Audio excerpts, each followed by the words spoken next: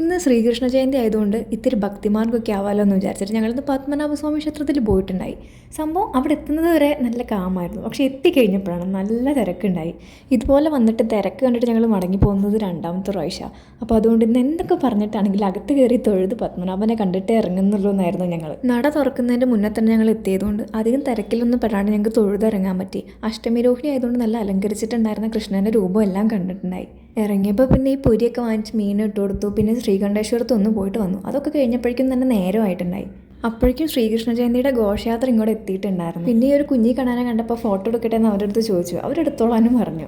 പക്ഷേ ആള് പോസ് ചെയ്യുന്നുണ്ടായിരുന്നില്ല. അവസാനം അമ്മ കിൻഡർ ജോയോ മിഠായിയോ ഒക്കെ വാങ്ങിച്ചു തരാമെന്ന് പറഞ്ഞപ്പോഴായിരുന്നു ഒരു ചിരിച്ച ഫോട്ടോ ഞങ്ങൾക്ക് കിട്ടിയിട്ടുണ്ടായിരുന്നത്. അതാണെങ്കിലോ ഞാൻ വീട്ടിലെത്തി നോക്കിയ നേരം ഫുൾ ഷേക്കായിട്ടുള്ള ഫോട്ടോ ആയിരുന്നു. എൻ്റെ ഫോട്ടോഗ്രാഫിയിൽ പറഞ്ഞാൽ മതിയില്ല, വേറെ ആരും പറയണ്ട. പിന്നെ തിരിച്ചു പോകാൻ വേണ്ടിയിട്ട് ബസ് നോക്കിയ നേരത്ത് ബസ്സെല്ലാം ബ്ലോക്ക് ചെയ്ത് നിൽക്കുകയായിരുന്നു. ഘോഷയാത്ര പോയിട്ട് ഇനി ബസ്സെല്ലാം വിടുമെന്ന് പറഞ്ഞു. അപ്പോൾ പിന്നെ എന്തായാലും അതെല്ലാം കണ്ടിട്ട് പോകാമെന്ന് വെച്ചു ഞങ്ങൾ. ന്യൂജൻ കണ്ണന്മാരായതുകൊണ്ട് തന്നെ പുതിയ സോങ്ങിനും നല്ല അടിപൊളി സ്റ്റൈലിൻ സ്റ്റെപ്പൊക്കെ ഇട്ടിട്ടായിരുന്നു എല്ലാവരും ഡാൻസ് കളിക്കുന്നുണ്ടായി. ഇതൊക്കെ കണ്ടപ്പോൾ ശരിക്കും പണ്ട് 7ാം ക്ലാസ്സിൽ 6ാം ക്ലാസ്സിലൊക്കെ പഠിക്കുന്ന സമയത്ത് ഞാനും ഇതുപോലെയൊക്കെ വേഷം കിട്ടിയിട്ടൊക്കെ പോയിട്ടുണ്ടായിരുന്നു. രാധയായിട്ടും കൃഷ്ണനായിട്ടും ഒക്കെ പോയിട്ടുണ്ടായിരുന്നു. അതിൻ്റെയൊക്കെ ഭയങ്കര ഒരു നൊസ്റ്റാൾജി ഇപ്പോൾ വരുന്നത്. സത്യം പറഞ്ഞാൽ ഞാൻ കാലഘട്ടമൊക്കെ വല്ലാതെ മിസ് ചെയ്യാറുണ്ട്. കാരണം ഈ ഘോഷയാത്രയുടെ കൂടെ നടന്നു പോയി കഴിഞ്ഞാൽ നമുക്കൊരു നാരങ്ങ വെള്ളവും ഒരു പാക്കറ്റ് ബിസ്ക്കറ്റും ഫ്രൂട്ട്സും മിഠായിയൊക്കെ കിട്ടാറുണ്ട്.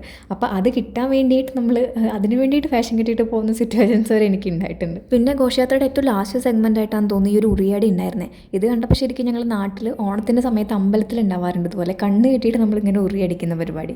അതിലൊക്കെ ഞാൻ ഒരുപാട് പങ്കെടുത്തിട്ടുണ്ട്. ശരിക്കും നല്ല നൊസ്റ്റമായിരുന്നു സത്യം പറഞ്ഞാൽ ഈ ശ്രീകൃഷ്ണ ജയന്തി. അങ്ങനെ കുറേ നേരത്തെ പരിശ്രമത്തിനോട് ഒരു കുഞ്ഞി കണ്ണൻ ആ ഉറിയടിച്ച് വീഴ്ത്തി. അതോടുകൂടെ ഘോഷയാത്ര സമാപിച്ചിട്ടുണ്ടായി. പിന്നെ ഞങ്ങൾ ബസ്സൊക്കെ കയറി കുറച്ച് നടന്ന് തിരിച്ചെത്തിയപ്പോഴേക്കും നല്ല ദാഹം. ഒരു ലൈമൊക്കെ കുടിച്ച് ഞങ്ങൾ തിരിച്ച് റൂമിലെത്തി.